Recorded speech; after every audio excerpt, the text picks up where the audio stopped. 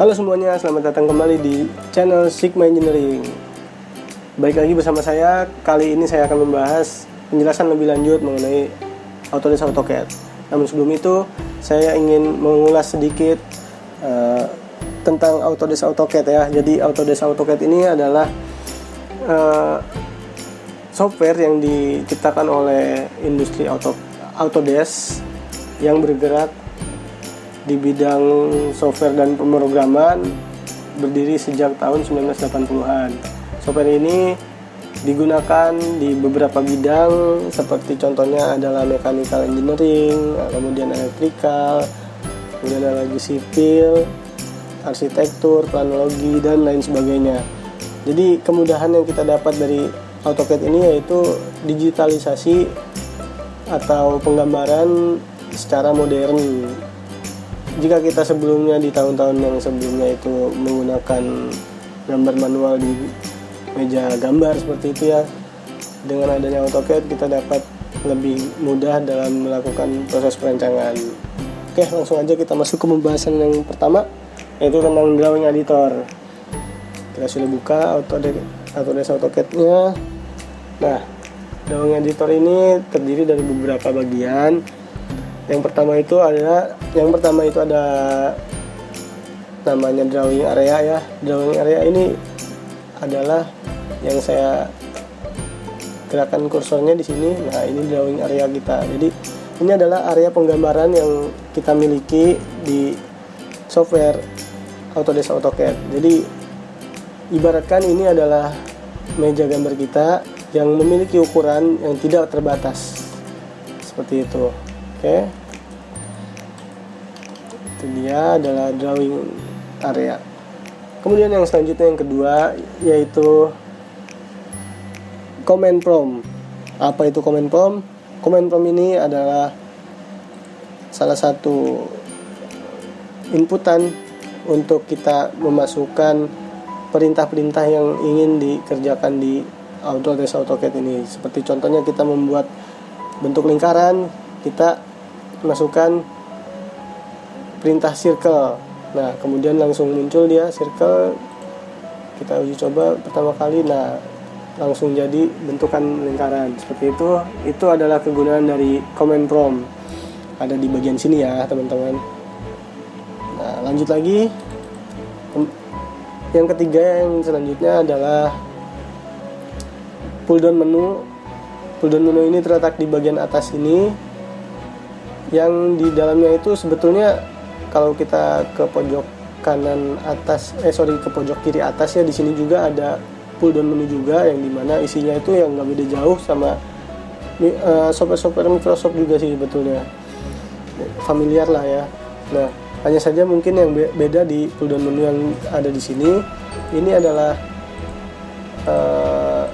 fitur-fitur yang dapat kita gunakan di software AutoCAD ini. Penjelasan lebih detailnya akan saya jelaskan di sesi yang selanjutnya.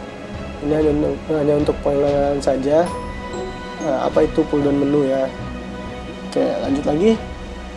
Yang keempat adalah model space. Kemudian ada lagi layout. Nah, ini adalah space kerja kita, dimana apabila kita di dalam area kerja yang berbentuk seperti ini adalah masuk ke area kerja model seperti itu. Dan apabila kita masuk ke area kerja yang layout, bentukannya akan berbeda, yaitu seperti ini.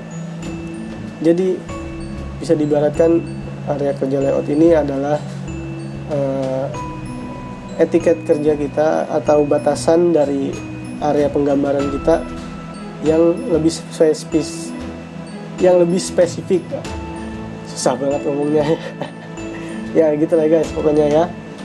Nah, jadi apabila kita contohnya ya, kita buat banyak lingkaran di sini dan kita ingin melihat batasan kita tuh di layoutnya seperti apa. Nah, kita tinggal klik di layout. Oh, ternyata seperti ini. Apabila kita kurang sesuai gitu ya, kita tinggal atur saja di sini ketinggian dimensinya seperti apa. Hal ini bertujuan untuk nantinya print out ya, atau cetakan nanti kita ngeprint gitulah di mesin printer seperti itu. Oke, lanjut lagi ke pembahasan yang selanjutnya, yaitu ada namanya status bar. Nah, status bar ini ada di pojok kanan bawah, teman-teman. Ini tuh sebetulnya hanya untuk memberitahukan atau notifikasi bahwa kita tuh apa aja sih settingan yang sudah kita buat di sini. Nah, ini adalah notifikasinya. Contohnya yang ini, kita berada di model space. Apabila kita klik lagi, kita berada di paper space seperti itu. Kita klik lagi, kita balik lagi ke model ya, seperti itu. Nah, kemudian ada lagi display drawing grid, kemudian snap modenya on atau off seperti itu ya. Ini hanya untuk pemberitahuan saja. Lanjut lagi ke pembahasan yang terakhir. Yang terakhir ini ada namanya navigation bar di sini dan mencakup ini juga ya. Jadi navigation bar itu kita gunakan sebagai kompas, bahasa simpelnya kompas.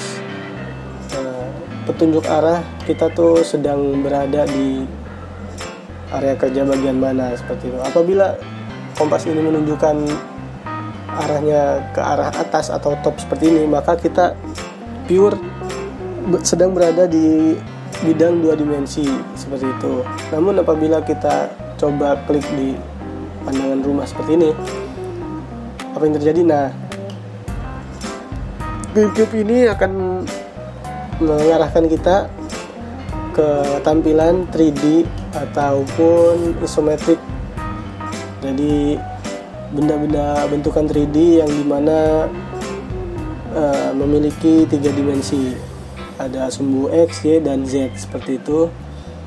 Dan bagaimana kalau misalkan kita ingin kembali lagi ke 2 dimensi, kita tinggal klik saja di bagian topnya dan area kerja kita akan kembali ke 2 dimensi seperti itu. Kita juga bisa melakukan fitur pemutaran di sini juga sesuai dengan kemauan kita, bisa clockwise atau counterclockwise ya. Kemudian juga di sini ada navigation bar yang lain, seperti salah satunya di sini adalah pen. Pen itu kegunaannya untuk memindahkan moving area kerja kita dengan mudah. Selanjutnya ada lagi perintah zoom. Di sini banyak sekali perintah zoomnya. Hanya saja perintah zoom yang paling sering digunakan yaitu perintah zoom out. Bila kita misalkan mempunyai bentukan circle seperti ini dan tiba-tiba kita harus melakukan penggambaran di bagian sini, ada lagi misalkan melakukan penggambaran di bagian sini. Nah, misalkan kita kembali lagi ke bagian sini dan suatu ketika kita ingin kembali lagi ke bagian yang satunya yang sebelah sana, namun kita lupa ordinatnya di mana, kita tinggal lakukan perintah saja, ketik zoom atau Z ya, tadi ketik zoom Z ini kita sudah disagis sama AutoCAD-nya. Langsung kita klik zoomnya, kita tinggal cari perintah zoom all atau bisa dengan shortcutnya itu ketik A saja. Nah, hasilnya adalah seperti ini. AutoCAD akan menampilkan seluruh bentukan yang kita buat di area kerja manapun, sejauh apapun itu akan dijadikan satu. Nah, seperti itu teman-teman. Dia teman-teman penjelasan tentang drawing editor dari video ini. Apabila ada pertanyaan yang ingin disampaikan, langsung saja komentar di kolom komentar ya. Kita akan bertemu lagi di sesi selanjutnya, yaitu pembahasan tentang shortcut, tombol shortcut F1 sampai F12. Apa aja sih kegunaannya, nanti akan kita bahas di sesi yang selanjutnya ya.